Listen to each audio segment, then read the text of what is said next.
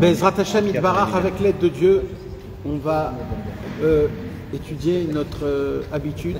Chaim Moharan, on est arrivé à la lettre numéro 9, tête. Et bête. Maintenant, mes amis, on va parler ce soir de la Torah numéro 20. Là, Rabbeinu va nous raconter qu'est-ce qui s'est passé autour de la Torah numéro 20. La Torah numéro 20, mes amis, elle s'appelle dans Breslev la Grande Torah. La Grande Torah. Ça remonte. Là-bas, Rabbeinu, il démontre combien ce qu'il dévoile, c'est profond. Là-bas, Rabbeinu, il nous apprend qu'est-ce qui se passe, comment un tzaddik dévoile une Torah. Alors nous, on croit, c'est quoi une Torah? Plein de gens m'ont posé la question, pourquoi tu dis Torah 10, Torah 20, Torah... Alors, on dirait qu'il y a plein de Torotes. Alors non, c'est pas... Normalement, on devrait dire un enseignement. Il y a des gens qui disent Mahamar. Mahamar, c'est un récit. Il y en a qui disent un Dvar Torah, une parole de Torah. Mais chez nous, on a commencé à ça fait 200 ans qu'on s'habitue de dire la Torah 1, la Torah 2, la Torah 3, la Torah... Comme ça s'appelle. Aussi. Mais il faut quand même donner une explication, quoi. C'est quoi pourquoi ça s'appelle de cette manière-là? Alors, c'est quoi une Torah, en fait? Quand on dit le mot Torah, Rabbi Nachman, il a écrit des Torot dans le Likutei Moharan. C'est quoi? C'est-à-dire quoi le mot? Il a écrit une Torah. C'est une nouvelle Torah. C'est quoi exactement? Alors déjà de base, il faut pas être susceptible, on dit, susceptible sur le mot Torah en croyant que ça veut dire que c'est une autre Torah. Il faut pas être. Pourquoi? Parce que en hébreu, le mot Torah, dans le mot, c'est-à-dire enseignement.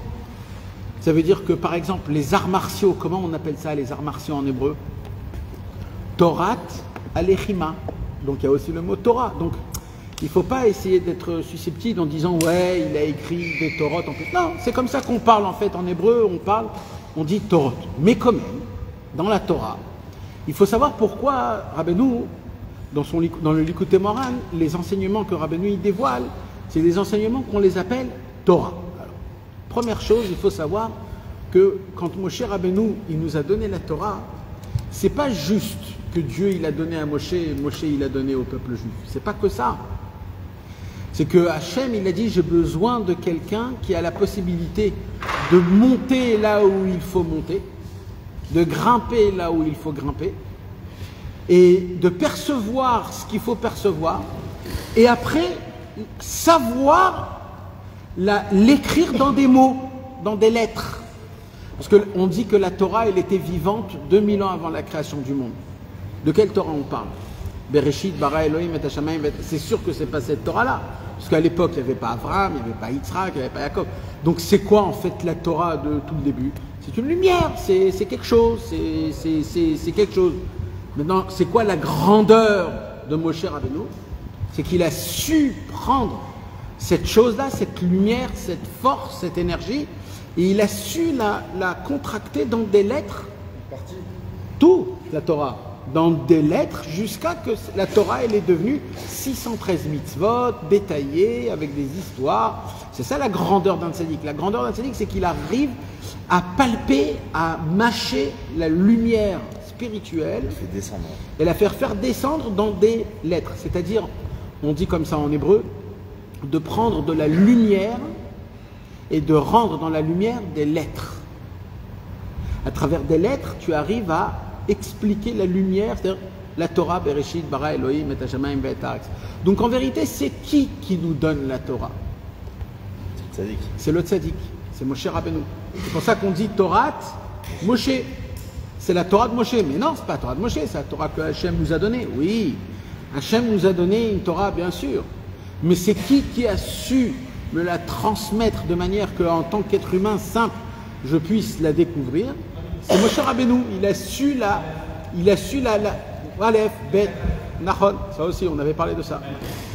Mais maintenant, donc c'est ça le Inyan. Le Inyan, c'est que donc Moshe, il arrive à la créer, à dessiner la lumière qu'il a vue dans des mots et dans des lettres et dans des phrases et dans des chapitres jusqu'à que ça sorte toute la Torah. Là, Rabbi Nachman, dans la Torah 20, Rabbeinu il va nous parler un petit peu de cette Torah. Rabbeinu va faire montrer pour la première fois comment il nous enseigne, il nous dévoile la Torah. Sa propre Torah à lui. Alors, les gens ils croient que Rabbi Nachman de Breslev, il était assis dans son bureau, il étudiait, et d'un coup il a eu une lumière, et il a eu un Dvar Torah, et alors il réunit les élèves et il dévoile ce Dvar Torah. C'est pas du tout de ça qu'on parle, mais du tout. C'est pas du tout ça. Les enseignements que Rabbi Nachman de Breslev il a fait descendre dans le Likutei Moharan, ce sont des enseignements qui sont comme une sorte de prophétie. Ça veut dire quoi? C'est-à-dire que le tzaddik, il arrive à s'éteindre en bas, il annule, il a une force d'annuler son corps, sa volonté, sa matière, tout. Il arrive à s'annuler tout complètement.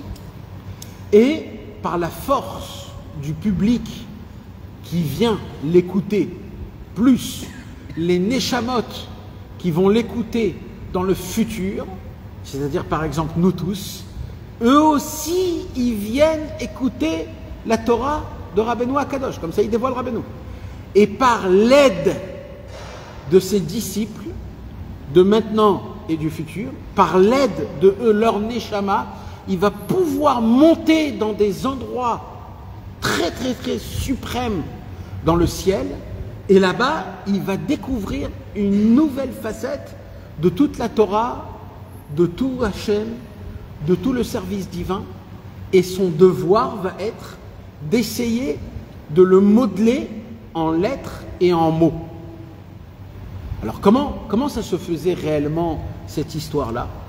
Alors je crois que je vous l'ai déjà dit, Rabbeinu, il avait un inyan, c'est que avant qu'il dévoilait une Torah, Rabbeinu il rentrait devant ses élèves et il leur disait faites teshuva.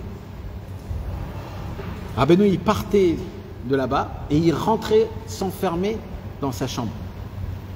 Et Rabbi Nathan il raconte, pendant ce moment-là même, nous tous, on était comme si c'était Yom Kippour. Les gens commençaient à faire vidouï dvarim, les gens ils commençaient à faire des teilim, mais à pleurer, à faire demander pardon à Hachem. Pourquoi? Parce que de la façon de comment les disciples de Rabbeinu Akadosh vont faire teshuva, comme ça, ça sera plus facile pour lui de créer la Torah. Donc Rabbi Nathan, il dit, le Mahamad, c'est-à-dire la façon de comment Rabbeinu dévoilait la Torah, commençait bien avant qu'il commençait à parler. Et comme ça, à peu près, il disait Rabbi Nathan, ça prenait à peu près 1 heure. Pendant 1 heure, il savait plus ou moins les élèves. Ça, c'était au début, parce qu'après, quand Rabbeinu il était malade, c'était encore plus longtemps. Mais Kitsour, quand Rabbeinu, donc c'était au début, ils avaient à peu près 1 heure, 1 heure et demie, 2 heures maximum, où les élèves, ils étaient les uns avec les autres. Maintenant, c'était une foule dans une petite maison qu'ils étaient là. Et ils étaient en mode teshuva amiti. C'est-à-dire, mamash, le monsieur, il ouvre son cœur, il demande pardon à Hachem sur toutes ses fautes. Pourquoi? Parce qu'il sait, lui, de sa base, que s'il ne fait pas teshuva, il va un petit peu endommager la Torah du tzaddik. Maintenant, il dit Rabbi Nathan, ce n'est pas que les âmes qui étaient présents, c'est toutes les âmes du futur aussi. Vous comprenez ce que nous sommes en train de dire là? C'est-à-dire que le Likutei Moharan, comment il a été créé à travers l'aide de toutes les neshamot qui vont se rapprocher du tzaddik à Emet. Oui. Il y a tout le monde. Alors, de base, oui, quelque part, oui. Mais il y en a qui ont plus de rapproche, il y en a qui ont... Voilà. Mais on était tous présents. On a un chélek dans le Likutei Moharan, dans les mots du Likutei Moharan. D'ailleurs, c'est la raison pour laquelle Rabbeinu il nous a donné un conseil très spécifique. Rabbeinu il dit, quand vous vous accouplez avec vos femmes, vous devez avoir dans votre tête une Torah du tzaddik à Emet pour que tu penses à ça quand tu es avec ta femme. Pour que quand le bébé il va naître avec la notion du Likutei Moharan en lui. Et il dit Rabbeinu, quand Mashiach viendra, il dira sur chaque neshama de quelle Torah il vient. Comme ça Rabbeinu il a dit. Le Mashiach il dira, toi tu appartiens à la Torah à l'être celle-là. Toi tu appartiens à ça. Le Mashiach va nous dévoiler d'où on est notre Neshama dans le Likutei Moharan. On a fait un cours énorme il y a écrit que dans la Torah, il y a 600 000 lettres.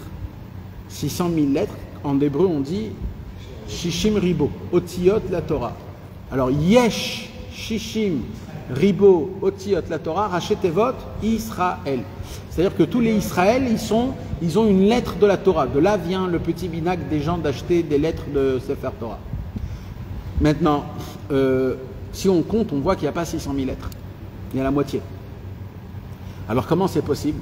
Alors il y a des façons de comment on doit compter les lettres. Ben, ce qu'il faut savoir, c'est que ça existe, le même concept, il existe à travers le Likutei Moharan. Et c'est ce que le Mashiach viendra et il dévoilera à toutes les personnes qui étaient proches du tzaddik, d'où est leur racine à travers le Likutei Moharan. C'est un chidouche qui est énorme. Bon, ça c'était une petite parenthèse. Tout ça pour... Nachon, nachon. Il y a aussi ce compte-là. Ça sort 100 000 aussi, 600 000. Avec le Likutei Tfilot.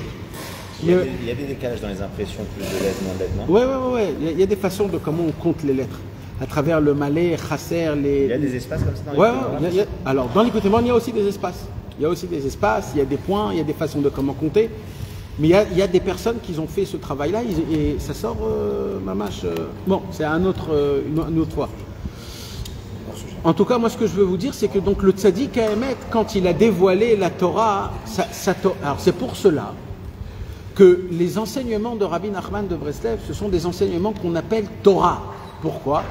Parce que la même chose que Moshe Rabbeinu il a fait pour nous dévoiler la Torah, quelque part, Rabbeinu Akadosh, il fait la même chose. C'est quoi?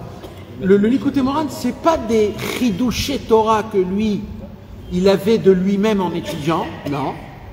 Le Likutei Moharan, c'est une perception divine que le tzaddik arrive à s'annuler et il arrive à monter dans les cieux et il arrive à se surpasser sur soi-même et s'éteindre, quelque part de s'éteindre. Comme Eliyahu Hanavi, et de monter dans des cieux et de découvrir, de rentrer dans des endroits, dans des yeshivot spirituels qui existent dans les cieux, etc. Vous savez que dans le ciel, il y a, dans le Harizal, ils nous ont dévoilé dans le Shifrei Hari, dans le Sefer Achezionot, le Harizal nous a dévoilé qu'il y a des yeshivot dans le ciel. Il y a la yeshiva de Rabbi Akiva, il y a les yeshivas de Rabbi Shimon Bar Yochai, il y a la yeshiva de Rabbi Meir Balanes, il y a plein de tzadikim qu'eux, ils ont leur yeshiva. Et dans le ciel, on a la possibilité d'aller dans un ou dans un autre. Ça dépend par rapport à qu'est-ce qu'on a fait en bas. Si on est attaché à Rabbi Meir Balanes, si on est plus attaché à Rabbi Shimon Bar Yochai. En fonction de comment on vivait en bas, comme ça on a des possibilités de pouvoir rentrer dans des yeshivot et entendre les divrei Torah du tzaddik, de Rabbi Meir, de Rabbi Shimon. Et suite à ça, de faire ce qu'il faut faire, quoi. Mais Kitso, en tout cas, Rabbi Nachman de Breslev, dans cette Torah, pour la première fois, il va parler d'un sujet le plus sensible de toute la Torah. T'as une question, celui qui est que attaché à Rabbi Meir. Dans sa yeshiva, il y a tous les tzadikim en vrai. Alors, pas toujours, mais oui. Il y a des rassemblements où tous les tzadikim, ils sont là. Ça ne peut jamais être les Torahs de tous les tzadikim. Alors oui, ça dépend de l'achot. Mais des fois dans ta vie, même que tu es attaché par exemple à Rabbi Nachman de Breslev, des fois tu as une attirance spéciale, d'un tzaddik spécial. Tu dis, ah ouais, lui je l'aime, je l'adore. Il est que Rabbi Nathan, il va dire, c'est direct chez Rabbi Nathan. C'est Vadaï. Celui il a dit tout c'est Rabbeinu. Est-ce qu'il a sa yeshiva d'après toi? Qui, Rabbeinu? Rabbi Nathan. Lui c'est tout Rabbeinu. Non, il n'a pas. Il n'y a que Rabbeinu. Rak Rabbeinu. Mais qui sont les amis, Rabbeinu va parler dans cette Torah le sujet le plus sensible qui existe dans toute la Torah. C'est lequel le sujet le plus sensible? De toute la Torah? De toute la Torah. Un sujet spécifique. Une histoire spécifique. De toute la Bible. Dans toute la Bible. Taper sur la pierre. C'est Moshe Rabbeinu qui n'est pas rentré en Eretz Israël parce qu'il a frappé sur le rocher. Ça, mes amis, c'est le sujet le plus sensible qui existe dans toute la Torah. Moshe Rabbeinu, c'est l'homme de Dieu, l'homme le plus humble, l'homme de la situation du passé, du présent et du futur.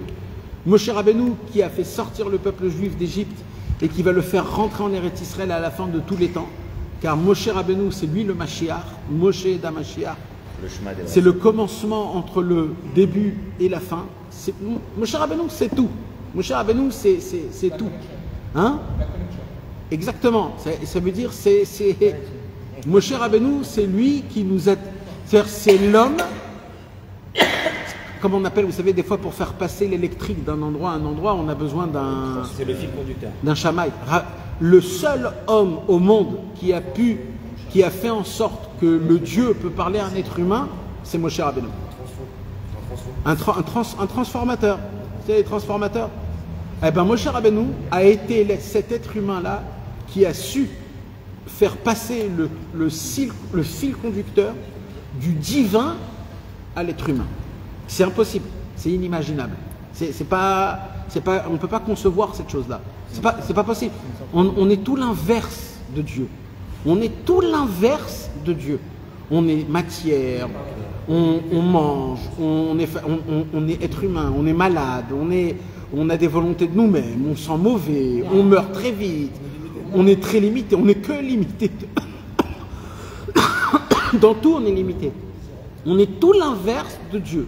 Dieu, il est illimité, il est tout spirituel, il est que bon, il veut que donner, il est transparent, et qu'il y a un lien entre l'être humain et l'homme et le divin, ce n'est pas possible, ce n'est pas possible.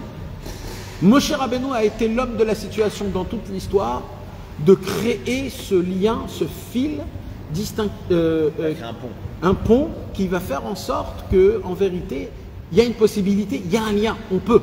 Vayaminu ba Hashem ou be Moshe Avdo. On a cru dans Hachem et dans Moshe, parce qu'on sait que Moshe Rabbeinu, c'est l'homme qui est le fil conductif.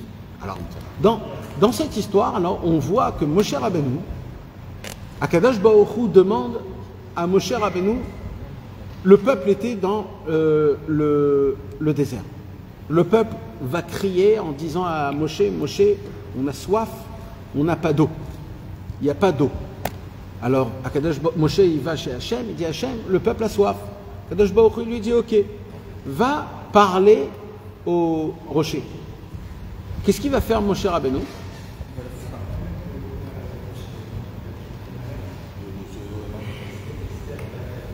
Esther Batalis, Refoua Shlema Bisrut Rabbeinu Akadosh. Eden Simcha Bat Kerem. Bisrut Rabbeinu Akadosh, Refoua Shlema.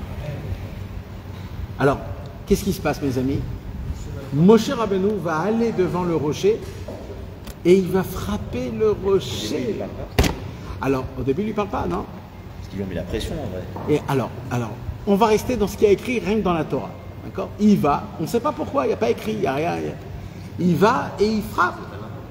Il frappe le rocher. Le rocher, il donne de l'eau, le peuple boit. Akadosh Baruch Hu, il dit à Moshe Rabbeinu, comme tu n'as pas parlé au rocher, tu ne rentreras pas en Eretz Israël. Ça veut dire quoi, tu ne rentreras pas en Eretz Israël, mes amis? Tout ton but à toi. Tout ce que Moshe Rabbeinu voulait dans toute sa vie, le but de tout, de base, de la sortie d'Égypte, tout, c'est de pouvoir rentrer en Eretz Israël. En fait, qu'est-ce qu'il lui dit à Hachem? Tu vois ce que tu voulais là? Tu ne l'auras pas. T'imagines le calvaire? Ça veut dire, s'il y avait quelque chose, s'il y a une chose que Moshe Rabbeinu il demande, c'est de pouvoir rentrer en Eretz Israël, mourir là-bas, appliquer la Torah en Eretz Israël. Comme il n'a pas voulu faire la volonté d'Hachem, on ne peut pas se permettre de dire ou de commenter. On sait ce qui est écrit. Voilà. Maintenant, toute cette histoire, pourquoi je dis qu'elle est la plus sensible, c'est que rien n'est compréhensible dans cette histoire. Rien. Rien. C'est pas normal que Moshe se conduise comme ça, c'est pas normal que Dieu se conduise comme ça, c'est pas normal que Dieu ne lui pardonne pas, c'est pas normal que Dieu ne le fait pas rentrer en elle. Il n'y a rien de normal dans cette histoire.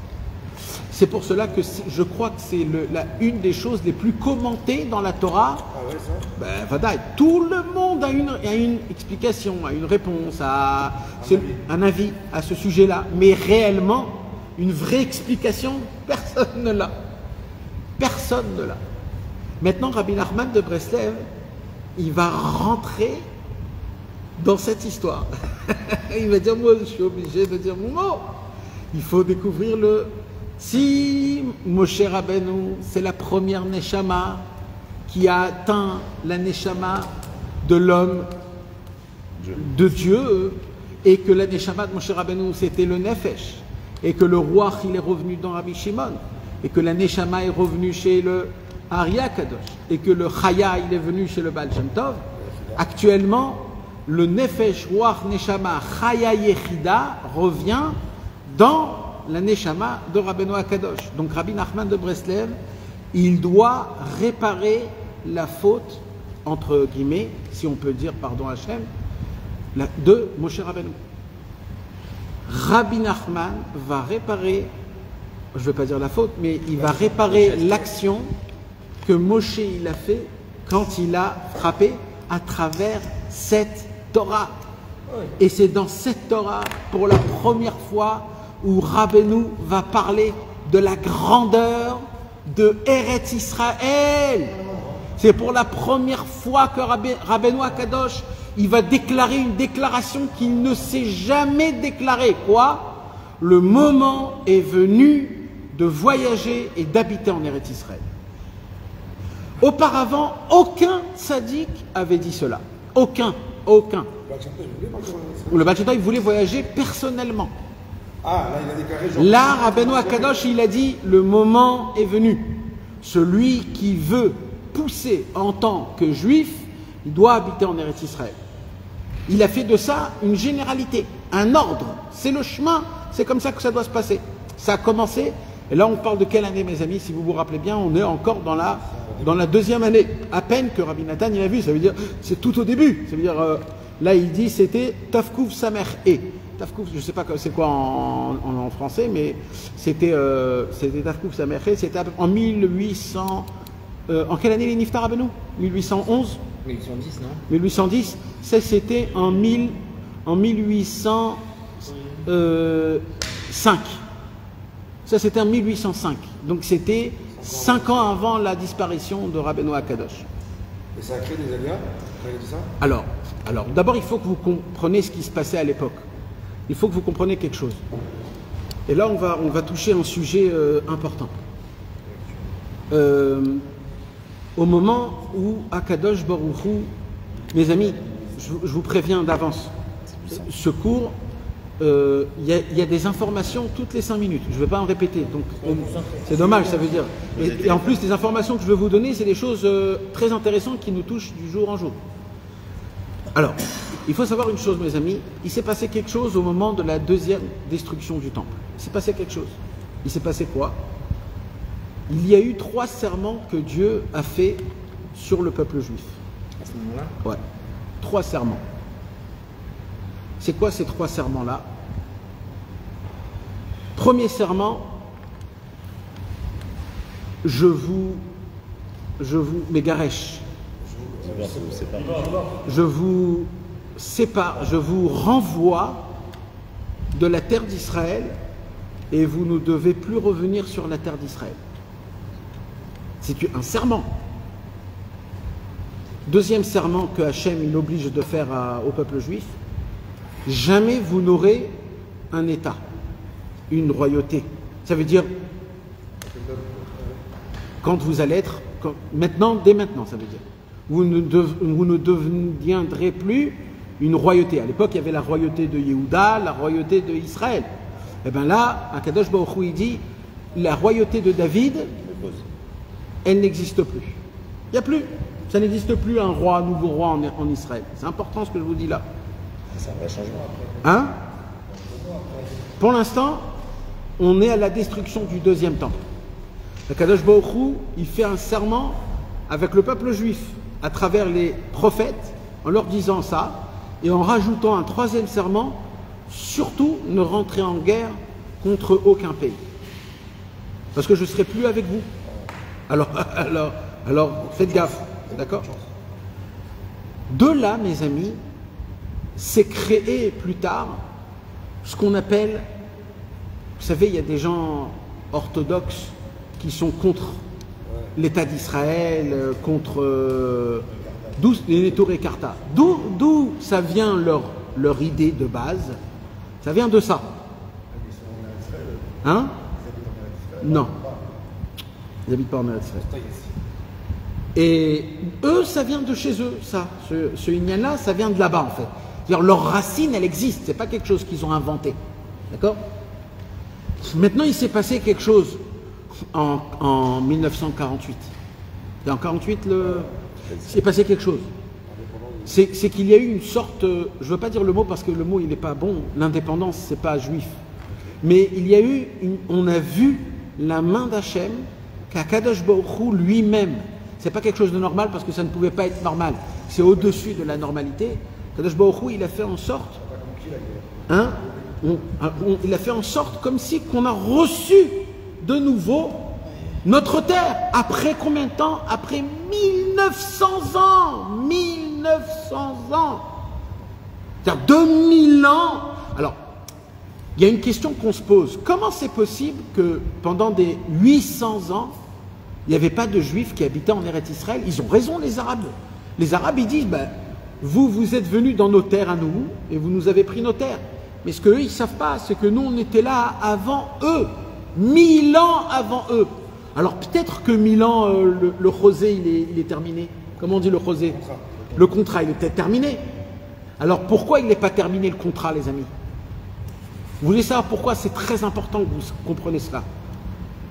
Pourquoi on a le droit de venir 1000 ans après et de reprendre nos terres qui ont été habitées par des autres personnes? Pourquoi on a le droit? Hein? C'est notre héritage. Mais oui, mais il y a quand même 1000 ans qui est passé. Oui, mais quoi? Le temps, il a pas d'aspect, le temps. Il a aucun aspect, il a quand même un poids, le temps. Pourquoi 1000 ans t'es pas venu? Pourquoi t'es pas venu 1000 ans? C'est quand même une ta'ana. Il faut répondre à ça. Hein? Alors oui, mais comment, hein? Parce que le tzaddik, il a répondu. Non. Non, je te parle d'il y a 800 ans. Yoram, il y avait à peu près 800 ans que pendant 800 ans, les Juifs qui avaient en Eretz Israël, tu pouvais les compter sur un papier. Les Juifs ne venaient pas habiter en Eretz Israël pour cette raison, parce qu'on a été renvoyés de Dieu. Donc les Juifs ne venaient pas. Les Juifs, ce qu'il y avait, c'est que les Juifs venaient en tioul, pas en balade, Chemin. Non, pas le mois d'août. Ils venaient pour voir Eretz Israël, pour embrasser les pierres de Eretz Israël, mais pas pour venir habiter. Il y a eu plein, il y a eu le Rida, il y avait à l'époque Rabbi Chizdai Karkash, qui était un grand il y a 600 ans, qui est venu pour voir ce qui se passe. Il y avait des tzadikim qui ont écrit des yomanim, des journaux pour raconter qu'est-ce qu'il y avait. Et là-bas, il raconte que la terre d'Eretz Israël était remplie de ronces. C'est quoi des ronces? Ça veut dire que personne ne s'occupe du terrain. Ça veut dire que c'était pas les Arabes qui habitaient là-bas. Même les Arabes n'habitaient pas là-bas. Eretz Israël était maudite. La terre en elle-même était... On ne pouvait rien faire avec la terre. Elle était fertile. On ne pouvait rien faire. Alors, pas fertile. Alors, il y a eu des guerres qu'ils ont voulu conquérir. C'est qui? C'était les croisades à l'époque. Il y avait les croisades qui ont voulu conquérir Jérusalem. Après, il y a eu l'OTAN. Il y a eu les Turcs. Mais ça a pris du temps, toutes ces choses-là. Ça veut dire, au tout début, Eretz Israël. Alors je repose ma question. Comment ça se fait qu'on revient après 1000 ans et qu'on reprend nos terres? Vous savez, pour une seule raison, mes amis. La seule raison, c'est dans la Gemara. La Gemara, dans Baba Mitzia, Perek Sheni, Elu Mitziot. Elu Mitziot, il y a écrit comme ça, quand un homme il a perdu une perte, et qu'il n'a pas de... et qu'il a un siman, il a un signe que c'est à lui, il a perdu une perte, mais il a perdu une perte. Dans un Reshut Arabim. Moi, je viens, je trouve cette perte. Je vois qu'il y a un siman. Alors, je mets des affiches partout. Voilà, j'ai trouvé un stylo, comme ça, comme ça, comme ça. Celui que ça lui appartient, qui vienne chez moi. Et je vois que le temps, il passe. Et il n'y a personne qui avance. 1 an, 2 ans. C'est quoi la halakha? Alors, jusqu'à Elohanavi. Qu'est-ce qui se passe s'il n'y a pas de siman? Qu'est-ce qui se passe s'il n'y a pas de siman, mes amis? S'il n'y a pas de siman, la halakha, elle est très claire sur ça. c'est tout en fonction de ce qui se passe dans la tête de celui qui a perdu l'objet. S'il a fait Yehush, s'il a désespéré de le retrouver son stylo, ça m'appartient. Mais s'il n'a pas fait Yehush, jamais ça m'appartiendra. C'est de grande valeur qu'il a fait Yehush. Alors, nous, si on a fait Yehush sur Eretz Israël, on n'a pas le droit de revenir en Eretz Israël. Mais si on n'a pas fait Yehush sur Eretz Israël, ça nous appartient quand même. Et comment on sait qu'on n'a pas fait Yehush sur Eretz Israël? C'est dans notre Shacharit Mincha Yarvit, dans notre Birkat Amazon, dans notre Alamechia, dans notre Kiddush, dans notre Mezouza, dans notre Filin. 3, 4, 5 fois par jour, on dit Vele Yerushalayim Irecha Berachamim Tashu Et Semach David Avdecha Retze. On le dit 3, 4 fois, même dans le Birkat Amazon, on dit Retze Vachalitzen Uvne Yerushalayim Vetivne Yerushalayim Irecha. Et ça, on le dit pendant 800 ans, 2000 ans, ça fait 2000 ans qu'on se rappelle de notre terre d'Eretz Israël et de Jérusalem. Résistance au Yehush. Mamash. Et ça, c'est ça qui fait, donc en fait, c'est qui nous donne la terre d'Eretz Israël? C'est la Tfila. Il vient Rabbeinu Akadosh et il déclare une déclaration qui va changer le cours du monde juif, c'est quoi? Il dit jusqu'à maintenant, ça se peut que c'était interdit de monter en Eretz Israël à cause des 3 serments. Mais moi, je déclare aujourd'hui que le moment est venu de revenir en Eretz Israël. Et dès ce moment-là, Rabbeinu Akadosh, il va révolutionner le monde. Et les premiers aliyah en Eretz Israël ont commencé depuis que Rabbeinu il a dévoilé dans le monde de venir en Eretz Israël. Comment ça s'est fait? Alors ça s'est fait aussi dans le pratique, ça s'est fait aussi dans le monde. À l'époque, de voyager en Eretz Israël se faisait à travers la terre. À travers la terre. C'est-à-dire la Russie, la Pologne, la Tchèque. Il descendait jusqu'à la Turquie et il remontait jusqu'en Eretz Israël. C'était un voyage qu'il fallait se faire à travers la terrestre. Rabbeinu, quand il est parti en Eretz Israël, il a dit « Moi, je veux voyager de Odessa, dans la mer. » On lui a dit, mais la mer, il y a les pirates, il y a des guerres. À l'époque, il y avait la guerre de Napoléon avec la France. La mer, c'est pas possible de voyager dans la mer. Comment tu veux faire? Personne ne connaît le chemin il est très problématique. On ne prend pas ce chemin pour voyager en Eretz Israël. Rabbeinu, il a dit, moi, je veux voyager à travers la mer. Il avait un inyan. Et Rabbeinu, il a voyagé à travers la mer. Depuis que Rabbeinu, il a voyagé à travers la mer, les gens, ils ont vu que c'était faisable. Ils ont tous commencé à voyager en Eretz Israël à travers le chemin que Rabbeinu, il a ouvert. C'est écrit dans Chayei Moharan, c'est écrit dans Shifrei Haran, c'est écrit dans Yemei Moharanat, les amis. Toutes ces choses-là, il sera Benatan qui raconte. Et Rabbeinu lui-même, il raconte aussi. Shifrei Haran, le voyage de Rabbeinu en Eretz Israël, il faut le lire. Vous allez voir que Rabbeinu, il a fait un nouveau chemin. Alors, il y a eu des aliyahs avant Rabbeinu, comme par exemple, la première aliyah, c'était 5 élèves du Baal Shem Tov, mais c'était que quelque chose de très minimisé, très spécifique, très particulier. Après, il y a eu une deuxième montée en Israël, c'était les élèves du Gaon de Vilna. Pareil, très petit, très minimisé. Mais là, Rabbeinu, il a dit maintenant, ça doit devenir quelque chose de tout le monde. Ça y est, tout le monde doit monter en Eretz Israël. C'est où que Rabbeinu, il a dévoilé, parlé de la grandeur de Eretz Israël, jusqu'à qu'il est allé dire que Eretz Israël, pour le peuple juif, ressemble à une fleur, qu'il y a des fleurs où ils peuvent pousser dans une terre spéciale, mais dans une autre terre, elle ne peut pas pousser. Si on prend le sabrès, si on prend la figue de Barbarie, par exemple, le cactus, et tu le mets en Sibérie, jamais il va pousser, même si tu fais tout, parce qu'il a besoin de chaleur, il a besoin etc., etc. Et bien Rabbeinu, il est allé dire quelque chose de très compliqué, mais de vrai, c'est qu'un juif ne peut pas pousser en Chutz La'aretz. C'est tranchant. Il ne peut pas pousser, il ne peut pas avancer, il ne peut pas grandir. Comme une fleur, elle ne peut pas, elle a besoin de la avira, comme on dit, de l'atmosphère de l'oxygène de sa propre terre. Notre terre de nature, pour le juif, c'est Eretz Israël. Ça veut dire qu'on ne peut pas servir réellement Hachem. En Chutz Laaretz, on ne peut pas. Quand on a comme tzaddik, le tzaddik il est prêt à Israël, non? Alors, le tzaddik, oui. Tzaddik. Si on reste à côté du tzaddik, on n'a pas vraiment... Alors Rabbeinu, il dévoile que combien même on a besoin de Eretz Israël. Parce que Rabbi Nathan, il a posé cette question.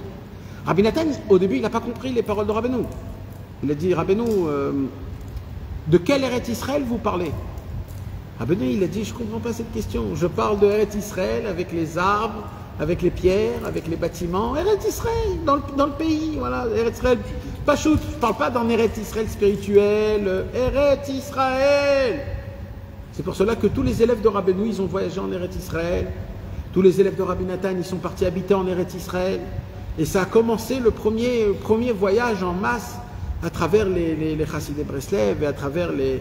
Et comme ça, en fur et à mesure, les Béné Israël, ils sont venus. C'est qui a ouvert Behemet Eretz Israël? C'est qui?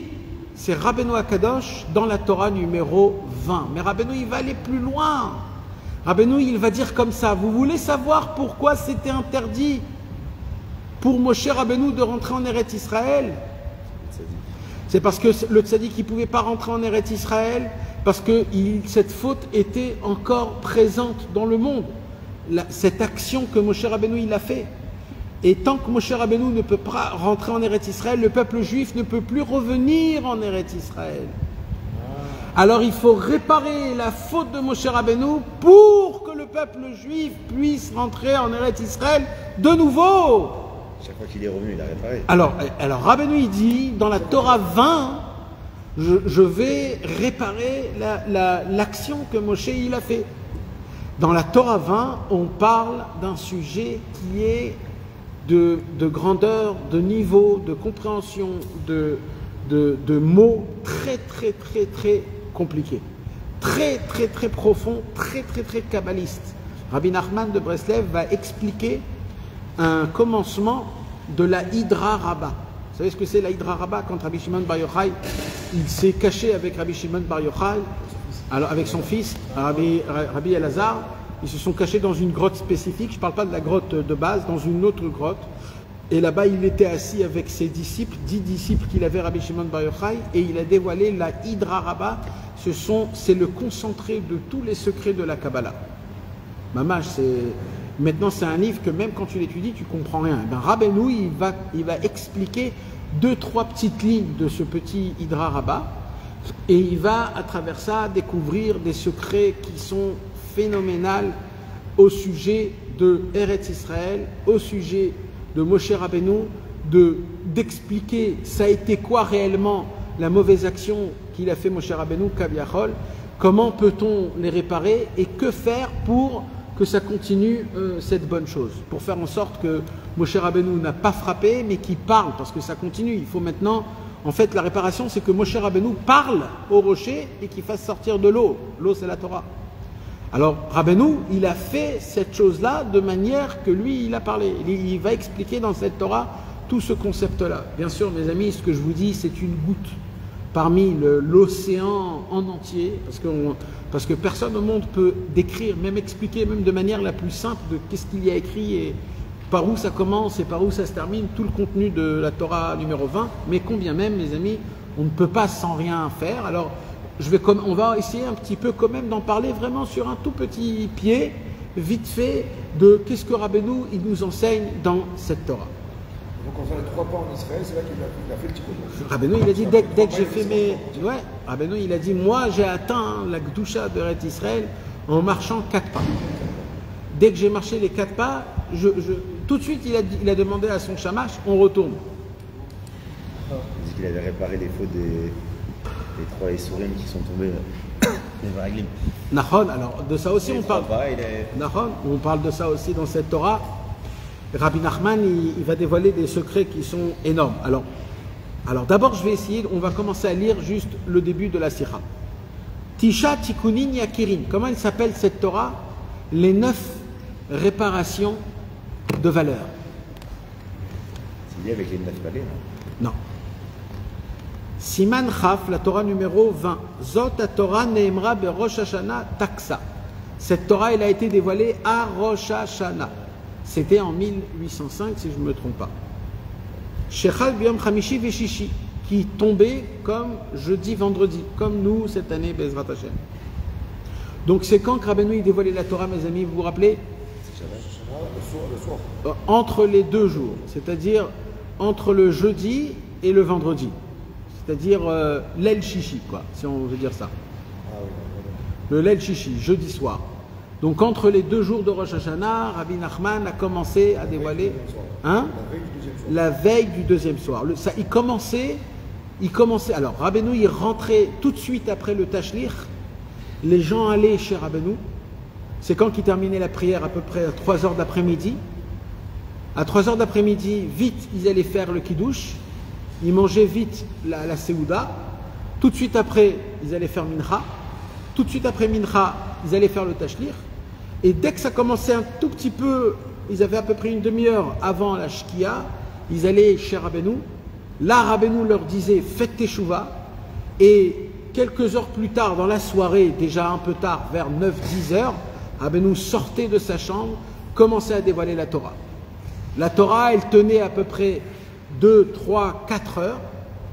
Et il priait vers minuit, 1 heure du soir, Arvit du 2e soir. Et il mangeait vite fait la Seouda à 2 heures du matin. Et après, il partait dans la continuation du 2e jour. La Sira, elle durait 4 heures parce que Rabbeinu, il parlait lentement et il parlait à voix basse. Et il était là où il était. Il n'était pas avec nous. On ne pouvait pas lui poser des questions. Il était on va dire ça en transe. C'est pas un transe, mais il n'était pas là. Donc quand il parlait des choses. Il parlait des choses. Donc ça prend du temps. Et en plus, cette Torah dans le Likutei Moharan, elle n'est pas petite. Elle fait plusieurs pages. Donc ça a pris du temps. Ça prend du temps de parler ces choses-là. Alors il dit Rabbi Natan Ubekaitza Kodem ben Pesach le'atzeret hainu etzlo be'et shaya po mechutano de Arav Michamelnik. Alors écoutez bien les amis, ce qui s'est passé avant que Rabbeinu dévoile la Torah numéro 20. Il dit Rabbeinu, avant qu'il ait dévoilé la Torah, donc numéro 20, pendant Rosh Hashanah, l'été d'avant, entre Pesach et Shavuot, Rabbeinu avait raconté une histoire hyper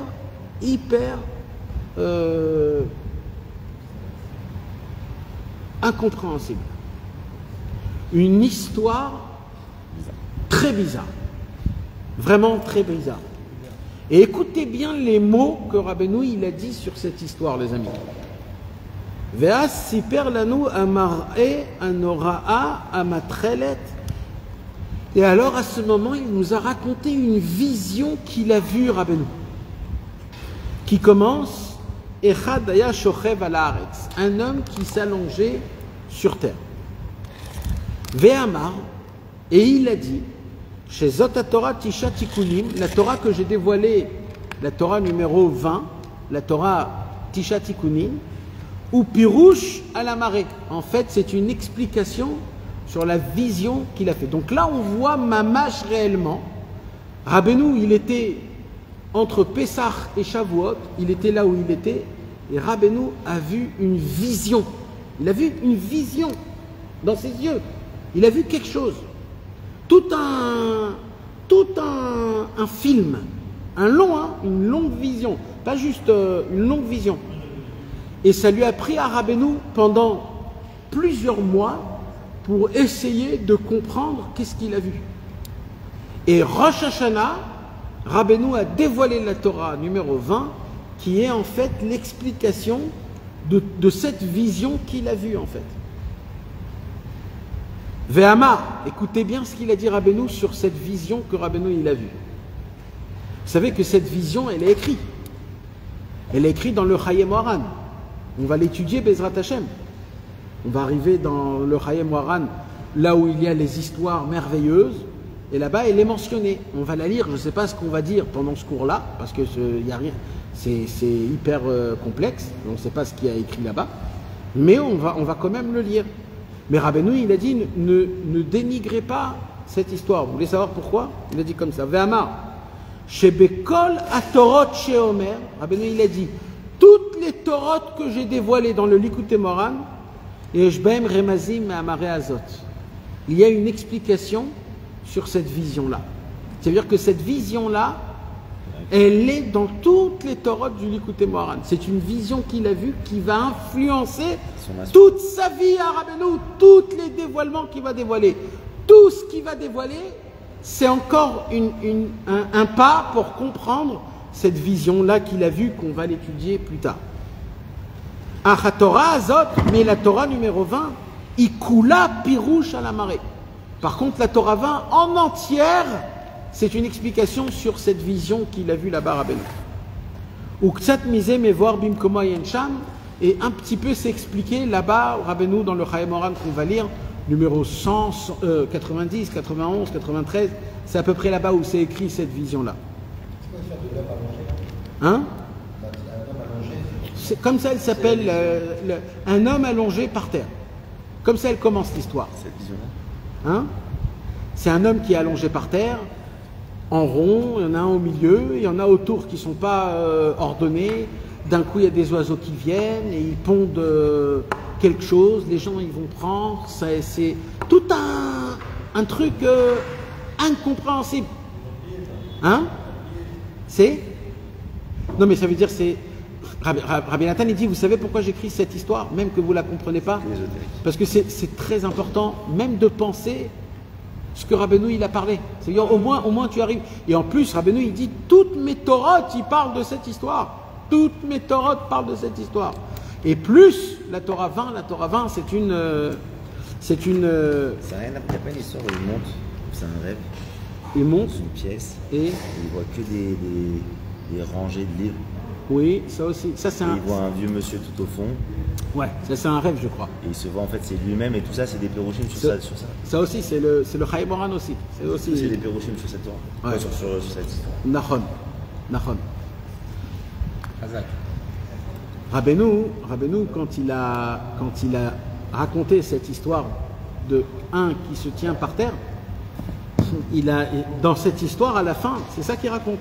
Ah. À la fin de cette histoire, Rabbeinu il dit, j'étais dans une mer, je nageais dans une mer, je sentais que je me noyais, et d'un coup j'ai vu une tour, je suis monté dans cette tour, et dans cette tour, j'ouvre la tour, et je vois comment ça s'appelle, un couloir énorme, infini, rempli de livres dans tous les...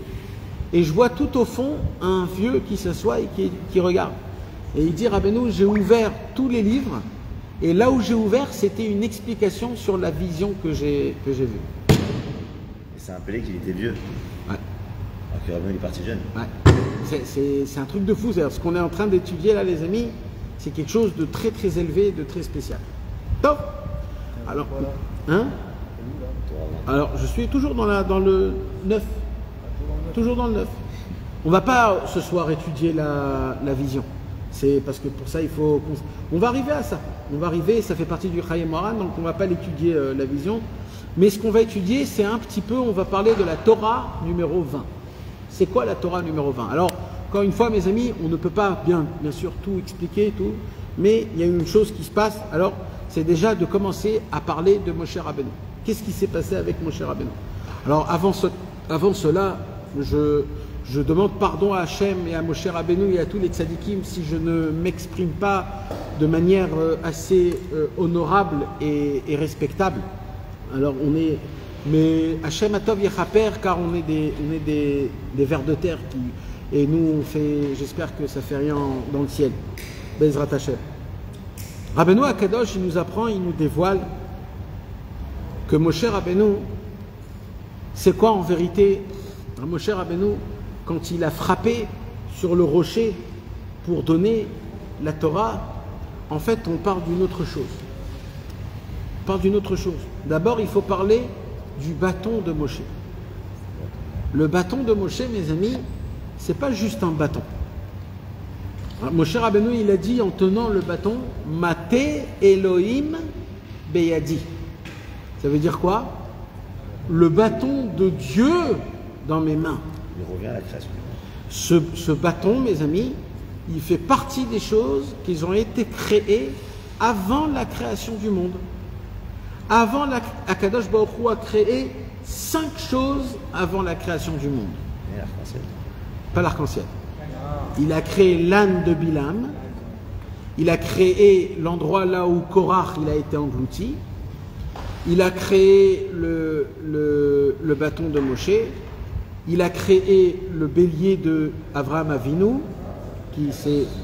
Il a créé Kriyat Yam Souf. Avant le... Ça se peut aussi. Il y a comme ça certaines choses que Akadosh Baruch Hu il les a créées avant la création du monde.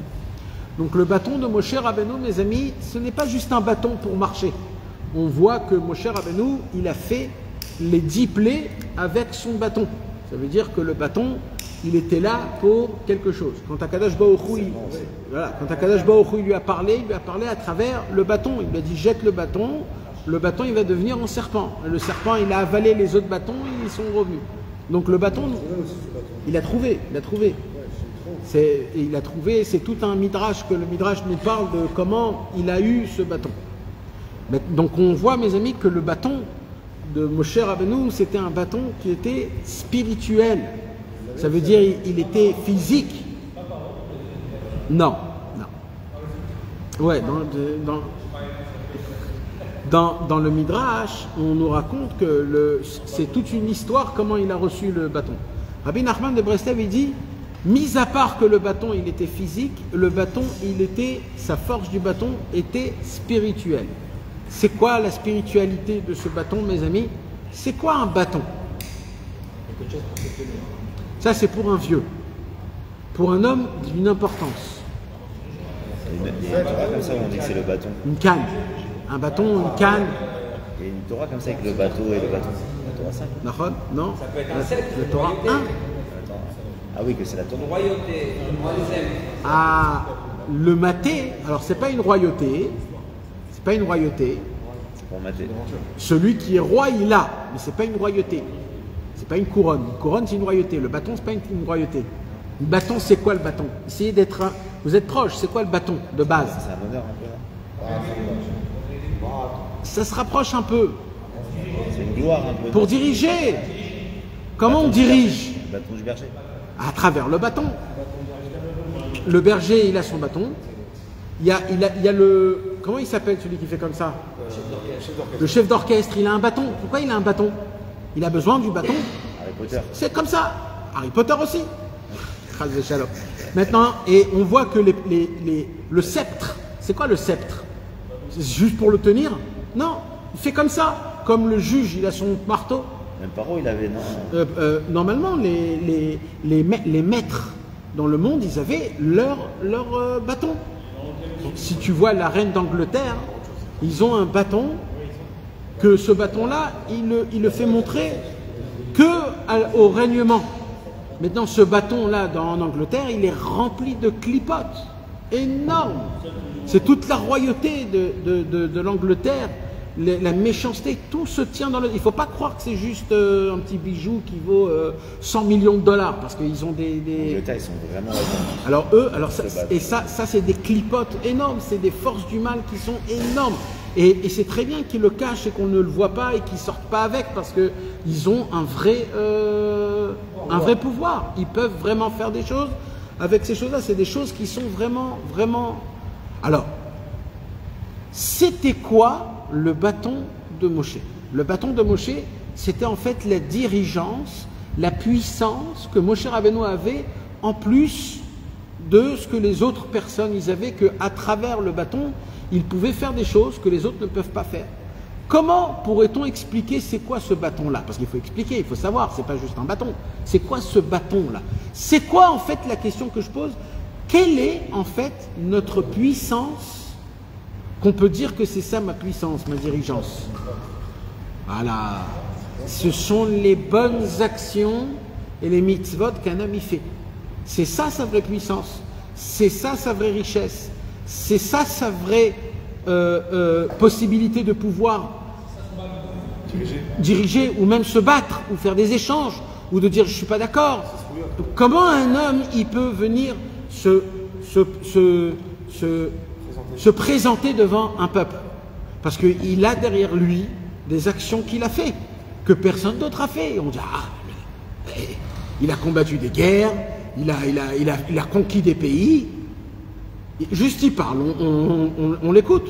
Donc en vérité, c'est quoi un bâton? Donc un bâton, mes amis, le bâton en vérité, c'est la force d'un homme. C'est la force d'un homme. Maintenant, on a tous un petit peu un bâton. Mais nous, notre bâton, ce sont des allumettes. Nous, c'est des cure-dents, nous. C'est surtout des cure-dents qui se cassent quand il les met dans la dent et qui restent dans tes dents et tu dis, il ne sert à rien le cure-dent. En fait, c'est ça nos bâtons à nous. Mais il y a un bâton qu'on reçoit d'Hachem, mes amis. Ça veut dire quoi, un bâton qu'on reçoit d'Hachem? Que Akadosh Baruch Hu, comme si qui te donne le sceptre en te disant, c'est toi le dirigeant. En fait, c'est quoi en fait? Écoutez bien, mes amis. De base, un homme n'a pas le droit d'utiliser ses mitzvot et ses maasim tovim dans sa vie. Un homme n'a pas le droit de dire « Hachem, comme j'ai fait ça, tu fais-moi ça. Hachem, comme j'ai ça, tu dois m'écouter. Hachem, j'ai fait une mitzvah, tu n'as pas le droit d'utiliser, ça s'appelle que tu utilises ton bâton. Mais comme tu n'as pas de bâton, tu n'as rien, tu n'as pas le droit d'utiliser parce que de base, ça doit parler à Hachem. Alors c'est quand tu as le droit de l'utiliser, ce bâton-là, quand c'est Dieu qui te donne ce bâton en lui. Quand Dieu te donne ce bâton, en fait, ça voudrait dire qu'Akadosh Baruch Hu, il te dit maintenant, avec ce que tu as fait, avec tes Torah, tes mitzvot et tes maasim tovim, tu as la possibilité de diriger à travers ce que tu as fait. C'est-à-dire ce que tu as fait va devenir un ustensile pour utiliser, mais pour la dirigeance, pas pour toi, pour la dirigeance. Est-ce que vous comprenez ce que je suis en train de vous parler ou je répète? C'est comme une expérience, c'est comme l'expérience dans la Nahon. spiritualité. Nahon. Ce bâton, c'était le bâton direct. Je répète les amis. C'est quoi qui nous fait nous forts? C'est quoi qui fait de nous des personnes fortes, Ce qu'on a fait. spirituelles? C'est mitzvot ou maasim tovim, la Torah, la conduite, les mitzvot qu'on fait, la façon. Ça devient une force. Ça devient une force. On devient posant. On peut imposer certaines choses. Mais Hachem nous dit, n'utilisez pas cette force. Ne l'utilisez pas. C'est interdit de l'utiliser. Parce que tu utilises ta Torah et tes mitzvot, tu n'as pas le droit d'utiliser ta Torah et tes mitzvot. N'utilisez pas ça. Il y a des fois où Hachem, il donne la dirigeance à quelqu'un. Comment il lui donne la dirigeance à un tzaddik? Il lui donne un bâton. C'est quoi le bâton? Le bâton, c'est comme un certificat qui lui dit « Tu as le droit d'utiliser ta Torah et tes mitzvot pour diriger le peuple juif. Tu peux venir chez moi et me dire « Non, ne tue pas le peuple juif, qu'est-ce qu'ils vont dire les Égyptiens? Pardonne parce qu'ils ont fait... » Tu as le droit de me dire, tu as le droit de venir, d'imposer, tu as le droit d'aller chez les Bnei Israël et de leur dire non, c'est pas comme ça, c'est comme ça, c'est pas comme ça, je vais faire un miracle, on va ouvrir la mer, on va faire la mer rouge. Tu as le droit, je te donne. C'est un bâton de dirigeance. Ça s'appelle en hébreu, dans la Torah, maté roz, le bâton de force. Ok les amis? Il a fait. Maintenant, il s'est passé quoi? Quand Moshe Rabbeinu est venu devant le rocher, qu'est-ce qu'il a fait, Moshe Rabbeinu? Il a pris le bâton et il a frappé sur le rocher. Ça veut dire quoi, d'après le Inyan de Rabbeinu? Si on explique que le bâton, c'est la force. En fait, Rabbi Nachman de Breslev, il dévoile quelque chose d'énorme. Il dit, dans tout le monde en entier, il y a des fois des âmes, une neshama, que cette neshama, elle vient dans ce monde pour souffrir énormément. Mais à travers cette souffrance, il arrive à dévoiler des secrets qui n'ont jamais été dévoilés dans le monde. Et pour cela, il faut qu'il soit prêt à souffrir dans ce monde énormément. Et comment il obtient sa Torah? Il doit prier à Hachem avec supplication. Pas juste simplement, il doit supplier à Hachem avec des supplications et des trinot ou bakashot et des demandes. Et quand le tzaddik, il supplie Hachem par la force de ses disciples, par le mérite de ses élèves, alors sa prière, elle prend une force très grande, et quand cette prière, elle monte dans le ciel, Akadosh Baruch Hu est prêt à lui dévoiler une nouvelle perception mondiale. C'est qui cette Neshama? On sait. C'est les 5 Neshamot qui sont venus, les Tzadikés et Sodé Olam. On voit que les Tzadikés et Sodé Olam, ils ont tous souffert depuis leur naissance jusqu'à leur mort, surtout Rabbeinu Akadosh. Surtout Rabbeinu Akadosh. Moshe Rabbeinu, le premier Tzadik, qui souffre énormément, il sait que lui, son travail, c'est de faire descendre la Torah dans le monde.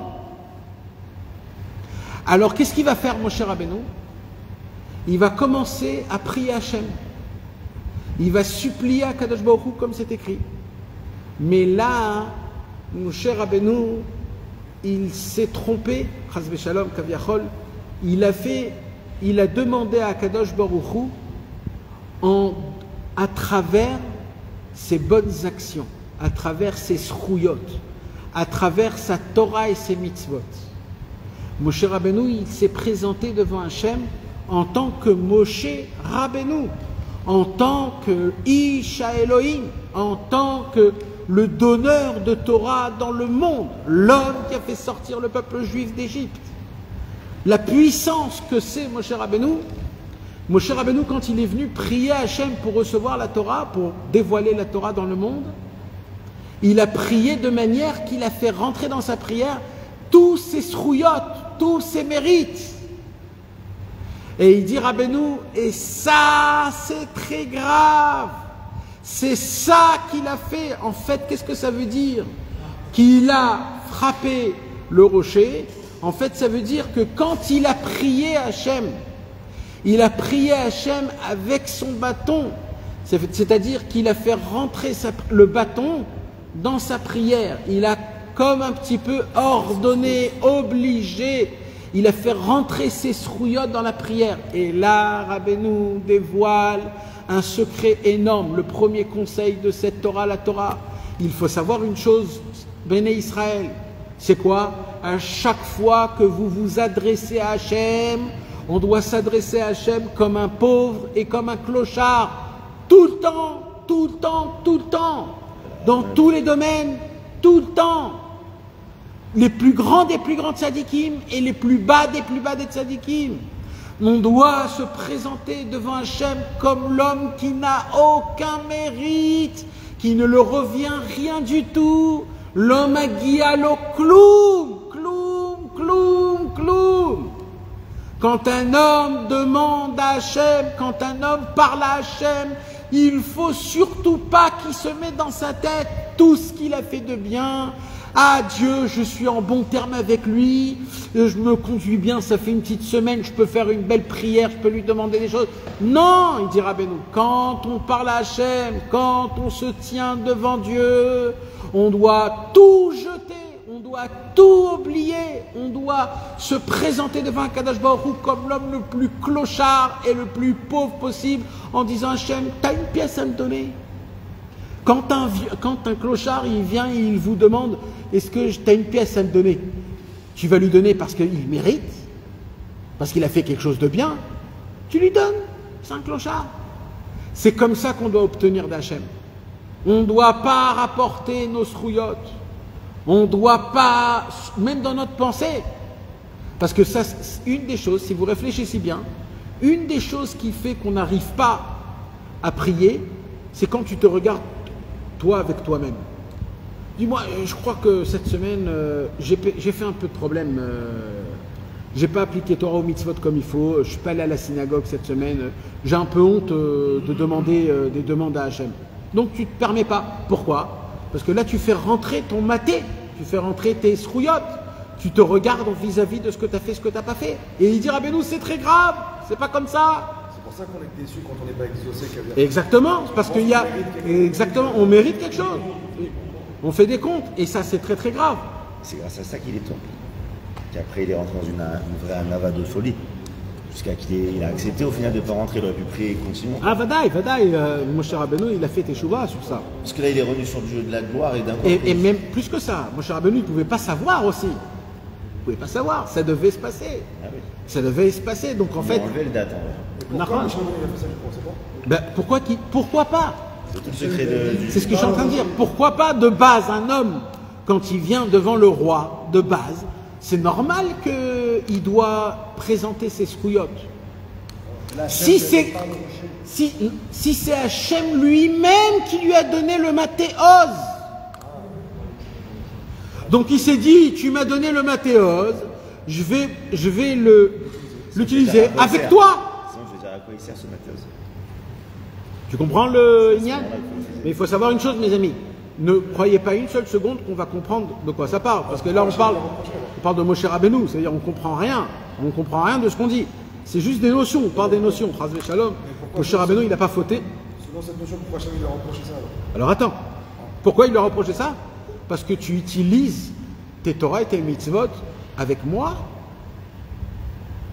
Qu'est-ce qui t'arrive? Qu'est-ce qui te prend? Le peuple juif en entier lui-même, de base, il n'a pas le droit d'utiliser. Toi, tu vas l'utiliser avec moi. Quand tu te tiens devant moi, tu dois te tenir devant moi comme un clochard, comme un pauvre. Ke'ani ve'evion.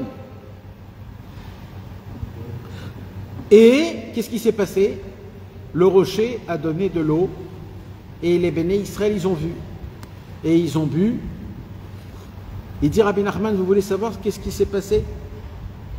Il dit Rabbi Nachman comme ça. Moshe Rabbeinu, il devait pas utiliser son bâton pour la prière. Alors posez-moi une question, alors pourquoi il a reçu le bâton? Pour quelle raison alors? Pour quelle raison il a la possibilité, oui, d'utiliser. Alors il dit Rabbi Nachman, il y a une raison très spécifique à ça. C'est quoi? Pour anéantir le mal du peuple. Il dit Rabbi Nachman de Breslev, dans chacun du peuple juif, on a tous des pourcentages de bien et de mal. Il dit Rabbi Nachman, quand un disciple, il vient chez le tzaddik, maintenant regardez-vous, quand on vient chez Rabbeinu Akadosh, quand un disciple, il vient chez le tzaddik à Emet, il y a quelque chose qui se passe. Vous vous rappelez ce que je vous ai raconté? Pourquoi Rabbeinu, il demandait à ses disciples de faire teshuva? Pour cette raison-là. Pourquoi? Parce que quand un disciple il vient écouter la Torah du tzaddik, il emmène avec lui le bien, mais aussi le mal. Et quand le mal, il arrive chez le tzaddik à Emet, il peut faire des dégâts dans l'étude de la Torah, dans la Torah qui va dévoiler le tzaddik. Alors qu'est-ce qu'il fait le tzaddik? Qu'est-ce qu'il doit faire le tzaddik? Il doit prendre le bâton à ce moment-là même, avant de dévoiler la Torah, et il doit anéantir le mal de tous les disciples qu'ils ont. C'est-à-dire que toutes les personnes qui venaient écouter les enseignements du tzaddik Haemet, de Rabbeinu Akadosh à son époque, quand ils venaient, ils faisaient teshuva. C'était comme ça que Rabbeinu leur enseignait, leur frappait, c'est-à-dire avec le bâton, pour faire teshuva, pour anéantir le mal. Et quand ils dévoilaient la Torah, ils étaient tous blancs. Et en vérité, le bâton, Moshe Rabbeinu, il devait l'utiliser que pour une seule raison. Pour laquelle raison? Pour anéantir le mal du peuple juif. Comme maintenant il ne l'a pas utilisé pour anéantir le mal, il s'est passé tout de suite après la paracha des Meraglim, les explorateurs. D'où ils sont venus les explorateurs? Comment les explorateurs ils ont pu faire une faute aussi grande? C'est notre paracha de la semaine, comme Ashgara Pratit Mamash. Il y a un problème dans la Torah. Dans la Torah, il y a écrit que Moshe Rabbeinu, il a dit « À cause de vous, je ne vais pas rentrer en Eretz Israël ». Comme ça, il a dit Moshe. Alors, dans la Torah, Rashi pose une question, il dit « C'est pas à cause des Meraglim, c'est à cause qu'il n'a pas frappé le rocher. Pourquoi Moshe, il dit « C'est à cause de vous que je ne rentre pas ?» Eh bien, à travers la Torah de Rabbeinu, on a une réponse. C'est quoi? C'est que comme il n'a pas utilisé le bâton, c'est-à-dire ses mitzvot et ses masim tovim, il n'a pas utilisé dans le bon chemin pour anéantir le mal, mais il l'a utilisé dans la prière, alors lui, il ne pourra pas rentrer en Eretz Israël, mais maintenant que les Bnei Israël, ils ont entendu la Torah et qu'il n'a pas anéanti le mal, ça a créé en eux les Meraglim. Et ils sont allés les Meraglim en Eretz Israël, ils ont dit du Lachon Hara sur Eretz Israël, et ils sont revenus, et Moshe Rabbeinu, il a compris en vérité que cette faute, elle était à cause de lui, et c'est pour ça qu'il a dit à cause de vous, je ne vais pas rentrer en Eretz Israël. Maintenant on comprend les amis, hein? Il ne devait pas rentrer, mais ça veut dire Moshe il a dit de sa bouche, ça veut dire qu'en fait, eux, ils ont une part qui est énorme, dans une responsabilité dans cette histoire. Pourquoi? Parce que ça s'est fait à travers eux, qu'ils ont parlé contre Eretz Israël.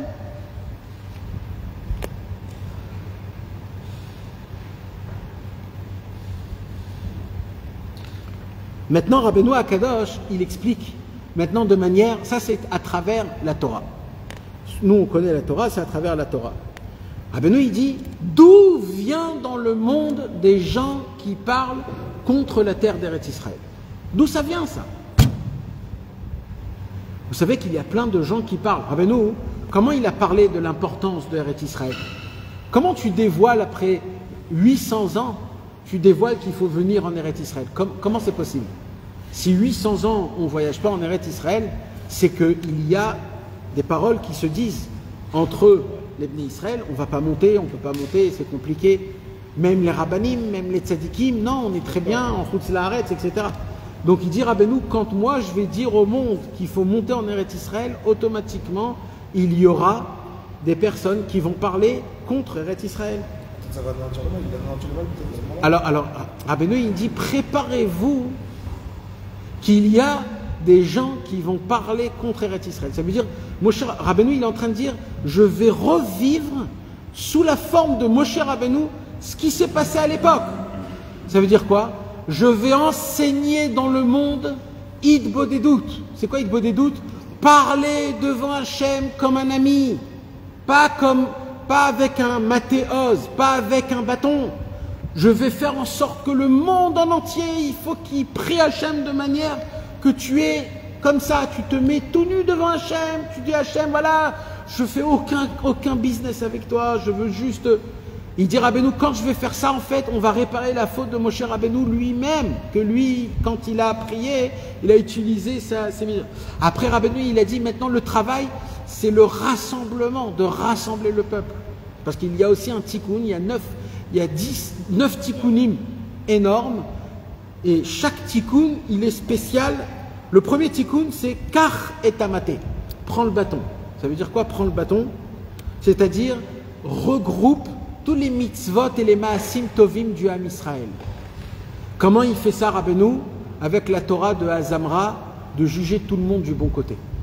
Rabbeinu, il a dévoilé la Torah de Azamra. C'est quoi cette Torah? En fait, c'est un rassemblement de tous les mitzvot et les maasim tovim. En fait, c'est la création du bâton. Quand Rabbeinu, il a dévoilé Azamra, la Torah 282, qu'il faut juger tout le monde du bon côté et jamais regarder le mal, il a créé le fait qu'il rassemble tous les mitzvot et les maasim tovim. En fait, il est en train de créer donc le bâton, le maté oz, la puissance. Le deuxième tikkun, c'est ve'akel et ta'eda. C'est-à-dire quoi? Maintenant que tu as le bâton, il faut rassembler le peuple pour anéantir le mal qu'il y a dans chacun. Ve'dibartem el asela. Tu devras parler au rocher. Comment Rabbeinu il a réparé ça? En réveillant le cœur. C'est quoi le rocher, les amis? C'est un cœur de pierre. Rabbeinu il a dit, Breslev c'est un bassar-lev, c'est un cœur de chair. On va appeler la chassidoute Breslev, c'est-à-dire tout notre inyan à nous, ça sera beaucoup de tfila, beaucoup de prières, beaucoup de parler avec Hachem, jusqu'à qu'on va prendre le cœur de pierre, on va lui rendre un cœur de chair. Après le quatrième réparation que Rabbeinu il va réparer le inyan de Moshe, les Enehem, à leurs yeux, c'est quoi? C'est que les Bnei Israël, quand ils vont se rapprocher vers le tzaddik, c'est quand que le tzaddik, c'est les moments de rassemblement, Ouman Rosh Hashanah, Shabbat Hanouka, Shavuot, les moments de rassemblement, quand les Bnei Israël ils se rassemblent, Rabbeinu il dit quand vous vous rassemblez, je prends votre Neshama. Après il y a la cinquième réparation. À ce moment-là même, le tzaddik il va dévoiler une Torah avec des paroles qui brûlent, du feu. Et l'eau, la Torah, elle est l'eau. Et la façon de comment elle est dit avec le feu, comme dans le Har Sinaï. Le tzaddik, en dévoilant ses Torot, il a dévoilé une Torah à travers l'eau et le feu. Aussi, et il dit Rabbeinu, et les mots qu'il va faire sortir de sa bouche, ça va créer des nouvelles créations, des nouvelles neshamot, des nouveaux anges qui vont être dans le monde. Et ces malachim là, ils vont faire quoi, ces anges là, qu'ils ont été créés des mots, des paroles du tzaddik Emet. Ils vont aller frapper les gens qui parlent contre Eretz Israël. Il dit Rabbeinu Akadosh, comme je suis en train de dévoiler l'importance de Eretz Israël, automatiquement il y a cette puissance des meraglim, comment ça s'appelle? Des explorateurs. C'est-à-dire quoi? Qu'il y aura dans notre monde à nous des gens autour de nous qui vont parler contre Eretz Israël, qui vont dire Eretz Israël, il n'y a pas de Parnassa, en Eretz Israël, il n'y a pas, c'est dur, il y a des guerres, il n'y a pas de Parnassa, on ne peut pas se marier, il n'y a pas de femmes, il n'y a pas de trucs, et c'est compliqué, et les gens ils ont peur. Maintenant, sans faire exprès, qu'est-ce qu'ils disent? Ils disent des choses qu'ils ressentent, ils ne veulent pas parler du mal, mais sans faire exprès, ils parlent des paroles qui sont contre Eretz Israël, qui éloignent les gens d'Eretz Israël. Et quand on éloigne les gens d'Eretz Israël, on n'est pas proche du tzaddik, parce que Eretz Israël, c'est Prinat Tzaddik pour recevoir mamash, la grandeur de Eretz Israël, la puissance de Eretz Israël. Et ces gens-là, c'est des gens sans le savoir trop, qui font du mal énormément. Et c'est très grave. Et il dit Rabbeinu, et en vérité, le bâton, il est pour frapper ces gens-là qui parlent contre Eretz Israël, qui nous refroidit de venir habiter en Eretz Israël, d'être en Eretz Israël. Et il dit Rabbeinu, et ça éloigne la base, la racine, de toute la racine. C'est cette fameuse Neshama spéciale, que cette Neshama, elle est Pat Bamel Artoral ou Maim Bamsorat Ishte. C'est une Neshama elle souffre toute sa vie. Mais sa puissance à elle, c'est qu'en souffrant, à travers des prières devant Akadosh Baruch Hu, elle arrive à travers des prières de pouvoir essayer de demander à Akadosh Baruch Hu de recevoir la Torah merveilleuse qui a la possibilité de nous faire montrer le chemin de Akadosh Baruch Hu, le chemin de l'éternité, de l'Avodat Hashem, de manière qu'il soit pénible, paisible et raffiné.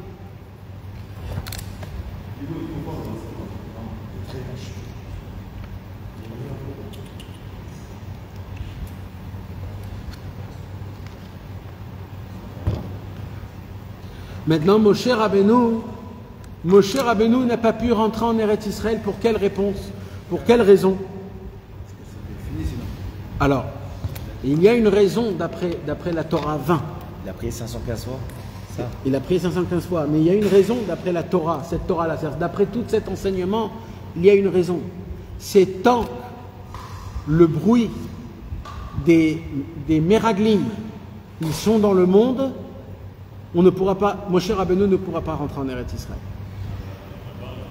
Si Moshe Rabbeinu actuellement il n'est pas en Eretz Israël, c'est qu'il existe dans le monde Motsié Dibat Haaretz, des gens qui parlent mal sur la terre.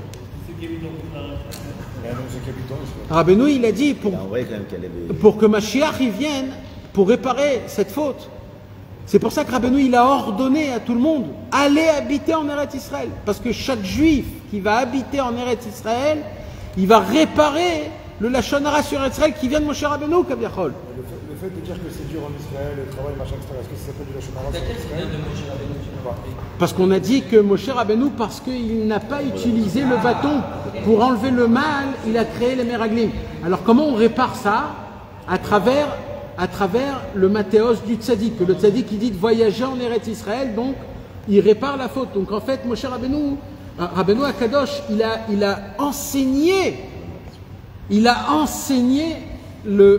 façon de parler avec Hachem de manière comme un pauvre qui n'a aucune réclamation. Et pour que les choses y soient encore plus claires, Rabbi Nathan, il a écrit le Likutei Tfilot. Vous savez, mes amis, quand Rabbi Nathan, il a écrit le Likutei Halachot, et il a terminé le Likutei Halachot, Rabbi Nathan a rêvé un rêve exceptionnel. Inimaginable, ce rêve. C'est une histoire qui n'a pas été écrite, mais qui a été racontée oralement de génération en génération. Après, plus tard, il a été écrit dans le Ibn Nachal, parce que Rabbi Israël, il le raconte dans une lettre. Mais c'est une histoire, mes amis, qui n'est pas écrite. C'est une lettre, c'est quelque chose qu'on le dit, parce qu'on a peur qu'il peut avoir des marlocotes dans ces inyanim-là. C'est de quoi on parle?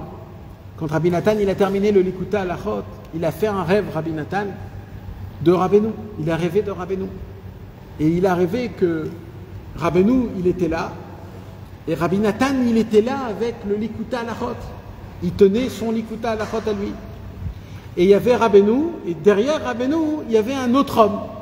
Un autre homme. Alors vite, Rabbi Nathan, il vient avec le Likutei Halachot et il montre à Rabbeinu, regarde ce que j'ai fait, Rabbeinu. Parce que Rabbeinu, il n'a pas vu le Likutei Halachot. Alors Rabbeinu, il regarde comme ça, et il dit, tu as très bien fait. Et le monsieur derrière, il lui dit, tu as très très bien fait. Alors Rabbi Nathan, il demande en cachette, c'est qui le monsieur derrière? Il lui dit, c'est Moshe Rabbeinu. Moshe Rabbeinu a donné une askama, une approbation au Likutei Halachot, en disant, tu as très très bien fait. Ce qu'il y a écrit ici. Pourquoi Dafka Moshe Rabbeinu? Parce que Rabbeinu Akadosh, il est venu fermer, compléter, réparer les dernières choses que Moshe Rabbeinu ne pouvait pas faire. Et surtout comment, d'après cette histoire-là, à travers le Likutei Tfilot de Rabbi Nathan, parce que le Likutei Tfilot de Rabbi Nathan, c'est tout l'artisanal de parler à Hachem sans le bâton. C'est Likutei Tfilot qu'il avait sous la main aussi. Non, c'était le Likutei Halachot. Mais c'est la même chose. C'est-à-dire c'est Rabbi Nathan qui a dévoilé, qui a développé. C'est la même chose, le Likutei Halachot. Donc ça veut dire qu'il a créé un livre qui va réparer cette faute que Akadosh, Moshe Rabbeinu, quand il a frappé le rocher, en fait, c'est qu'il avait utilisé ses srouillottes quand il parlait avec Akadosh Baruch Hu. Et ça, c'est quelque chose de énorme qu'aujourd'hui, à chaque fois qu'on lit du Likutei Tfilot, on complète encore la réparation de Moshe Rabbeinu. Et surtout, quand on parle de Eretz Israël, que le Ikar de la Aliyah de Eretz Israël, de toutes les personnes qu'il y a et qui existent, c'est une façon qui est un peu spéciale d'essayer de venir et de réparer en Eretz Israël à chaque fois. Maintenant, vous vous rappelez bien, mes amis, un jour, je vous ai raconté un chidouche. Comment ça se fait que Moshe Rabbeinu, il n'est pas monté en Eretz Israël? Ça veut dire, quand Hachem, il fait quelque chose, il n'y a pas qu'une seule raison. Il y a des millions de questions. Alors juste, je le redis parce que c'est tellement beau et important et ça nous touche énormément. C'est qu'en vérité, Moshe Rabbeinu, quand un homme il veut quelque chose, Jimmy, un homme il veut un café, je te demande donne-moi un café. D'accord? Quand je te demande un café, tant que tu ne m'as pas donné le café, j'ai toujours envie du café. Ron? Et au moment où tu me donnes le café, c'est là où ça s'arrête mon envie. Moshe Rabbeinu, il a voulu monter en Eretz Israël, il a demandé à Hachem. Et Akadosh Baruch Hu ne lui a pas donné. Pour quelle raison il ne lui a pas donné de monter en Eretz Israël? Pour que sa volonté, elle reste dans le monde, tant qu'il n'a pas reçu. Et pour que cette volonté, elle aille où? Chez tous les béné Israël. Que quand ils vont être en galoute, ils auront cette volonté de venir habiter en Eretz Israël. Ça, on l'a obtenu grâce au fait que Moshe Rabbeinu, il n'a pas obtenu sa volonté à lui de venir en Eretz Israël. Si Moshe Rabbeinu, il aurait obtenu sa volonté de venir en Eretz Israël, les béné Israël n'auraient pas cette volonté aussi forte de venir en Eretz Israël. Donc quelque part, à chaque fois qu'il y a quelqu'un qui vient habiter en Eretz Israël, cette volonté qui veut habiter en Eretz Israël, elle vient de Moshe Rabbeinu. Incroyable. Juste ma question de Tata. Vous savez, il souffre quand les gens ils viennent pas en vrai. Et oui, il y a toujours des gens qui ne veulent pas. C'est ça qu'on dit qu'ils n'ont pas le chemin des Ratson. D'accord. Là, le chemin, c'est les gens qui rentrent. Est-ce que quand on dit que le travail est dur en Israël, qu'il fait chaud, qu'il fait humide, machin, est-ce que ça s'appelle du Lachon Hara sur l'Israël? Ouais. Eretz Israël, frérot, les Chassid et Breslev, quand ils habitaient à Ouman à l'époque, les Chassid et Breslev, et ben, ils avaient dans leur talit, ils mettaient les timbres d'Eretz Israël. Ils les gardaient dans la pochette des téphilines. Parce que ça vient d'Eretz Israël. Quand Rabbi Avram ben Rabbi Nachman il venait à Ouman, il venait de Eretz Israël, il ramenait avec lui du vin de Eretz Israël. Et tous les Chassid de Breslev, ils venaient tous pour goûter une goutte du vin de Eretz Israël. Il y avait des gens qui demandaient « Amenez-nous des pommes, amenez-nous des noix, amenez-nous des fruits d'Eretz Israël, on veut manger de Eretz Israël. » Aujourd'hui, on est là, on s'en fout totalement de ce qu'on mange. Quel mérite que c'est de pouvoir manger de la terre de Eretz Israël. C'est inimaginable. Mais maintenant, mes amis, il y a plus fort que ça encore. Écoutez, c'est de l'actualité d'aujourd'hui, mes amis. Il y a une autre chose que Rabbeinu y parle. C'est quoi? C'est que des fois, quand on n'est pas méritant, quand il y a beaucoup de motsié d'ibata haaretz, c'est-à-dire des gens qui parlent contre Eretz Israël, il y a quelque chose qui se passe de très grave. C'est quoi? Ils arrivent à créer un bâton, mais que ce bâton va être donné aux autres nations. Et d'un coup, il y a un peuple qui dit, nous, on veut anéantir Eretz Israël. On veut se battre contre Eretz Israël. Et ils ont le pouvoir. Par quel pouvoir? Par les paroles des gens qui parlent Chutz La'aretz. C'est qui? Tous, ouais, surtout des juifs, mais malheureusement. Et plus l'homme, c'est un homme érudit en Torah et tzaddik, plus quand il parle, il donne encore plus de la force aux goïms. Il donne de la force aux Iraniens, aux Américains, aux Anglais, à la France, de pouvoir nous taper sur nous Eretz Israël. Parce que des gens parlent sur Eretz Israël. S'il se passe des choses, alors c'est quoi le conseil? Le conseil, c'est d'essayer de dire à nous d'anéantir ce bâton à travers l'eau et le feu. C'est quoi l'eau et le feu? C'est la Torah du tzaddik. La Torah du tzaddik, c'est des paroles dites à travers le feu, mais c'est des paroles de Torah qui sont comme de l'eau. C'est des paroles, et c'est pour cela que les enseignements que Rabbeinu il a dévoilés, c'est ça qu'il explique Rabbeinu. Quand je monte, alors il faut surtout s'attacher au tzaddik. Parce que le tzaddik, c'est la représentation de Eretz Israël Mamash. C'est comme le Moshe Rabbeinu. Donc le tikkun, d'abord, c'est beaucoup de faire rentrer la notion d'Eretz Israël dans le monde. C'est d'abord de venir habiter en Eretz Israël. C'est d'abord d'être... Il y a plein de conseils là-bas qui disent. Ne pas grogner.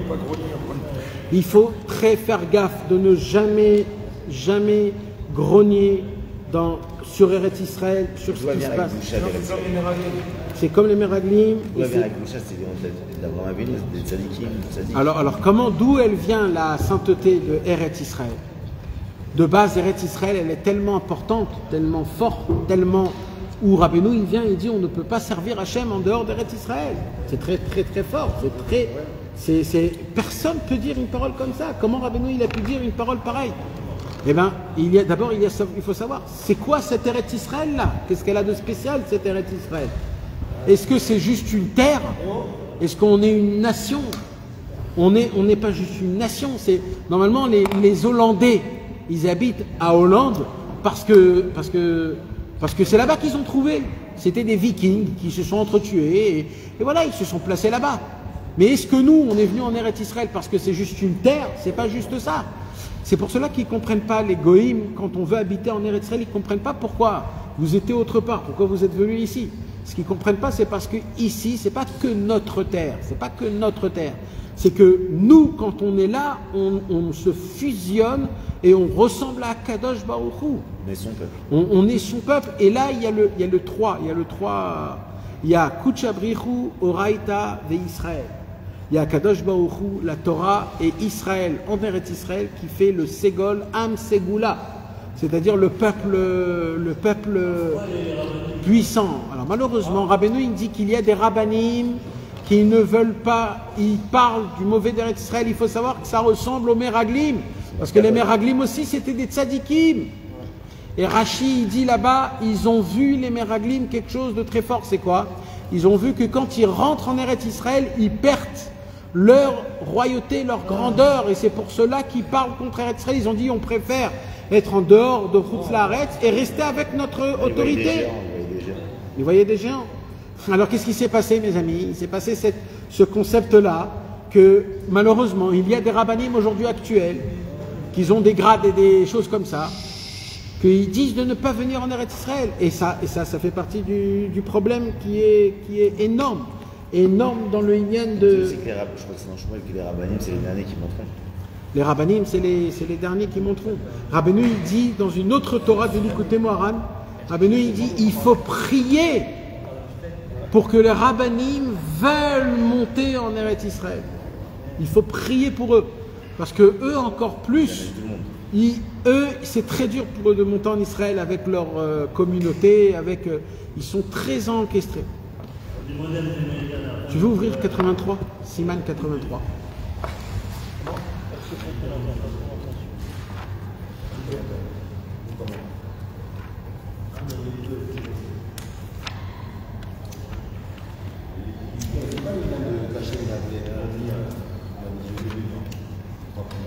Les trois serments. Alors les trois serments. Alors c'est déjà... Nachon. Tu sais où on les voit ça? Où on les voit? Dans Shir HaShirim. Ishbati etrem benot Yerushalayim. Ishbati. C'est de ce serment-là qu'on parle. Elle est longue, hein? Elle est longue, parce que c'est une longue histoire. Alors si vous voulez, mes amis, connaître la vision que Rabbeinu il a vue, c'est dans le 83, dans le Seif Pegimel du Chayei Moharan. Voici ce qu'il raconta au début de l'été 5564 au sein de la communauté de Breslev. Il prit la parole et dit, deux points aigus ouvertes. Je vais vous raconter ce que j'ai vu et vous le raconterez à vos enfants. Quelqu'un était couché à terre et autour de lui, des gens étaient assis en cercle. Autour de ce cercle, il y avait un autre cercle, puis encore un autre, et ainsi de suite, au point d'avoir plusieurs cercles concentriques. Et autour d'eux, il y avait encore un certain nombre de personnes assises sans suivre un ordre défini. Celui qui était assis au milieu, autrement dit celui qui était assis incliné sur le côté, remuait ses lèvres, et tous ceux qui étaient autour de lui remuaient leurs lèvres après lui. Ensuite, je vis qu'il avait disparu, celui du milieu. Et tous ceux qui étaient assis autour de lui cessaient de faire bouger leurs lèvres. Je demandai, qu'est-ce que cela signifie? On me répondit qu'il s'était refroidi. Il avait expiré et avait cessé de parler, et tous s'étaient arrêtés de parler. Ensuite, tous se mirent à courir, et je cours derrière eux. Je vis de loin deux palais, c'est-à-dire deux magnifiques bâtiments, dans lesquels siégeaient leurs gouverneurs. Deux palais, c'est deux Palestines. Deux palais, ouais. Deux Palestine, ouais. Il courut là-bas auprès de ces hommes et ils se mirent à leur faire des reproches. Pourquoi est-ce que vous vous avez induit en erreur? Ils voulurent les tuer, mais les gouverneurs s'enfuirent à l'extérieur. Je les aperçus, leur nature me plut beaucoup et je courus à leur suite. C'est un peu bizarre quand même, le Inyan. On ne comprend pas du tout Maintenant, ça va de plus en plus. Hein. Ça continue. Je ne vais pas tout le lire mais ça veut dire ça va et ça se complique avec des choses très bizarres qu'on ne sait pas de quoi ça parle. Tu connaissais ça? C'est très. Alors maintenant, mes amis, c'est un nouveau chidouche, c'est un nouveau inyan qu'on va. Maintenant, Bezrat Hashem, on va l'étudier, on va approfondir. Je ne sais pas ce qu'on va parler dessus parce que c'est très compliqué. Hein? C'est un coin, ouais. Mais là, c'est une vision où il se voit lui dedans. Là, il voit quelque chose, il se voit là-bas, et il pose des questions, on lui répond, il court, il va, il a peur, après il rigole, après tout le monde tape les mains, après tout le monde est joyeux, tout le monde pleure, il y a des gens qui meurent, il y a des gens qui vivent, il y a une lumière qui s'allume, une lumière qui s'éteint, il mange quelque chose, après un truc incompréhensible. C'est une vie comme ce qu'on a étudié le cours dernier, j'ai vécu une vie que jamais j'ai vécu une vie pareille. C'est une sorte de vie qui est très spéciale. Si vous voulez, Bezrat Hashem, Chaim Moran 83. Et tout le Pérec là-bas, c'est plein d'histoires comme ça, incompréhensibles. Il y en a une dizaine. Plein d'histoires incompréhensibles. C'est des visions, des rêves, des choses qui ont été dévoilées et qu'on ne comprend pas et que... Les visions de Rabbi, les premières histoires qu'on avait lues. Le Rabbi Barbachana. Ah, c'est assez ésotérique. Ouais, ça ressemble très à ce genre-là. En tout cas, mes amis, je voudrais juste qu'on se rappelle d'une chose ce soir, mes amis, très important.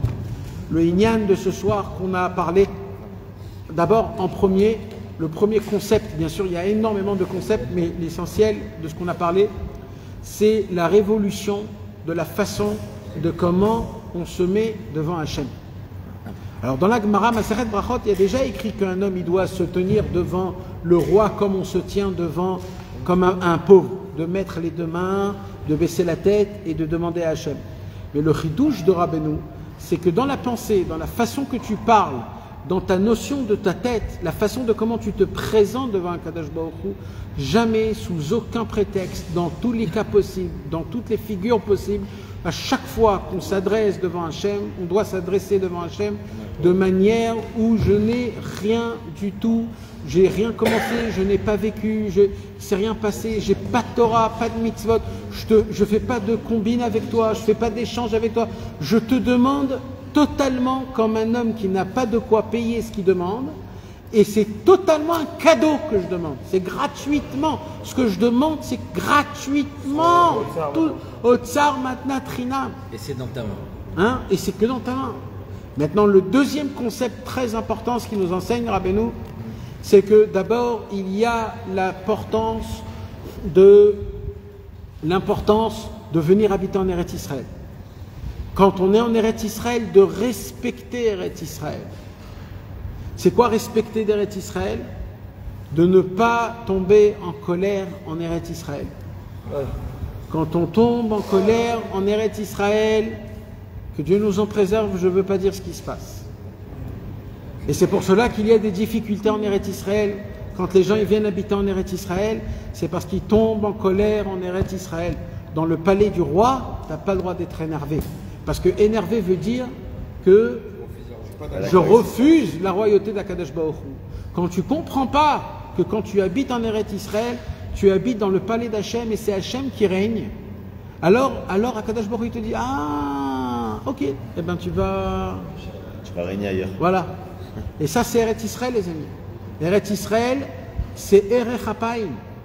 Moshe Rabbeinu, il voulait monter en Eretz Israël pour atteindre le Erech Hapaim, c'est-à-dire pour atteindre la Savlanout, la patience, atteindre le souffle long.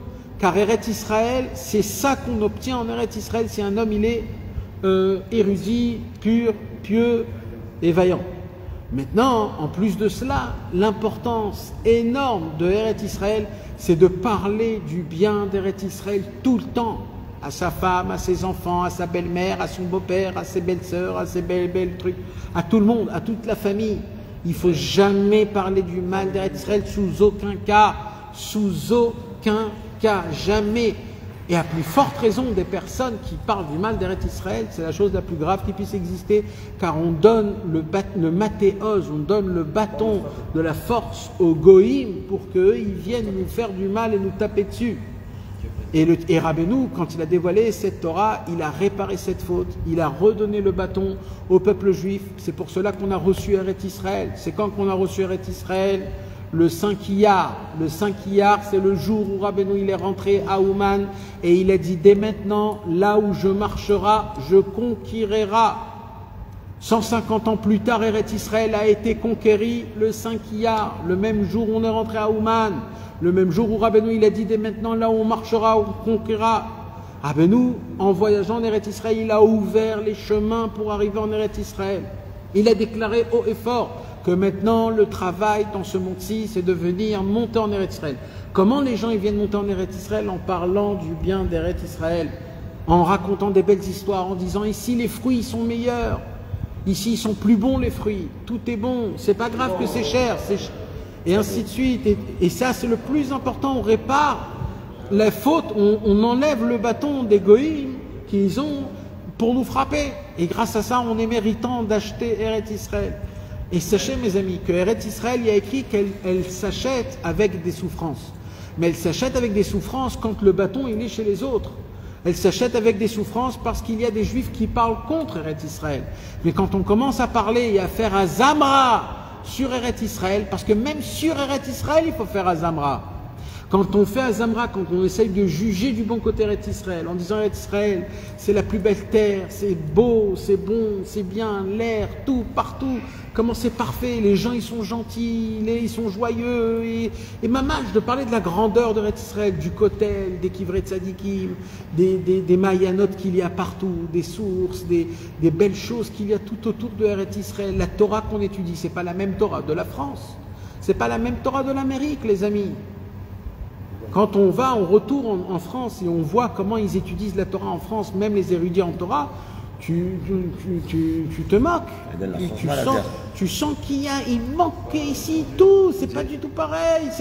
Tu sens qu'il y a un monde en entier qui nous sépare, un monde entier. Ici, la Torah, tu la vis dans tout ton corps, dans tous tes membres, au plus grand et au plus petit.